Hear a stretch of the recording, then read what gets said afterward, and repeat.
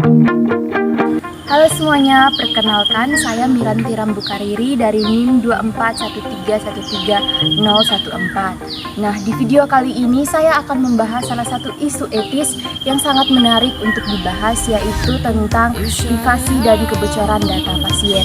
Mengapa saya memilih topik ini? Karena sekarang ini semua data pasien sudah serba digital. Memang lebih praktis, namun resikonya itu lebih besar. Sekalinya bocor, dampaknya bisa kemana-mana. Isu privasi dan kebocoran data pasien muncul karena teknologi berkembang sangat cepat. Rumah sakit pakai sistem digital, alat-alat medis modern terhubung dengan internet, aplikasi kesehatan semakin banyak. Semuanya membuat pelayanan terlihat lebih mudah, tapi juga membuat data rawan bocor.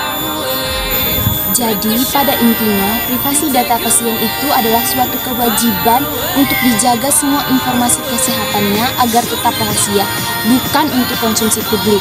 Masalahnya muncul ketika ada orang yang tidak berhak mengakses data tersebut.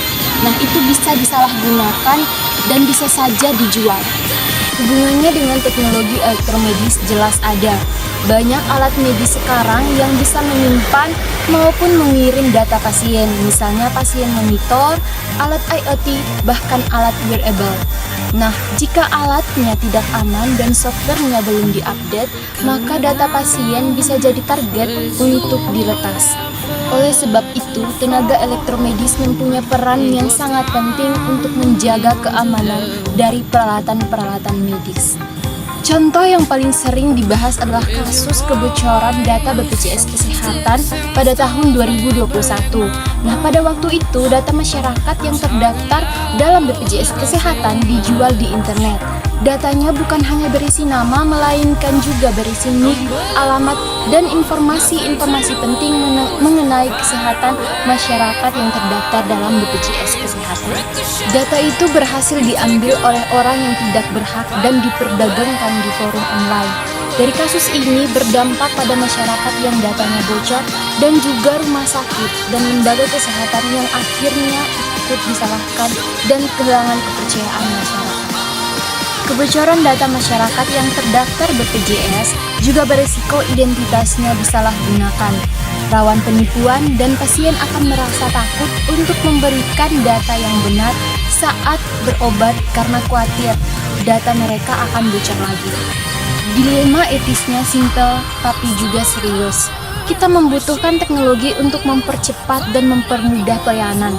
Namun di saat yang sama kita juga harus menjaga privasi pasien.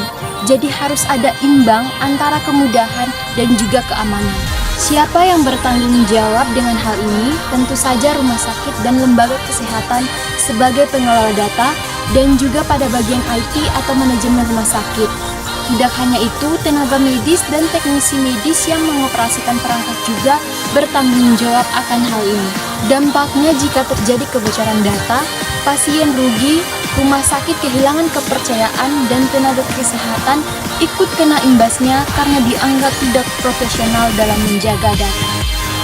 Ada beberapa hal yang bisa dilakukan agar masalah seperti ini bisa dicegah. Yang pertama ialah perkuat keamanan perangkat dan sistem, mulai dari update software, ganti password secara rutin, dan pastikan alat terhubung ke jaringan yang aman. Yang kedua, lakukan audit keamanan berkala, agar kita bisa tahu jika ada celah atau sistem yang sudah tidak aman lagi.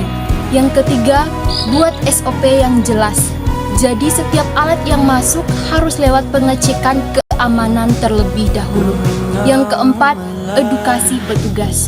Banyak kebocoran yang sebenarnya terjadi karena kurang paham cara penggunaan sistem dengan benar. Dan yang terakhir yaitu yang kelima, libatkan tenaga elektromedis. Karena tenaga elektromedislah yang paling tahu kondisi perangkat, mulai dari instalasi perangkat sampai dengan maintenance perangkat. Jadi, Menjaga privasi dan mencegah kebocoran data pasien itu bukan cuma tugas satu orang saja, melainkan tugas semua pihak kesehatan.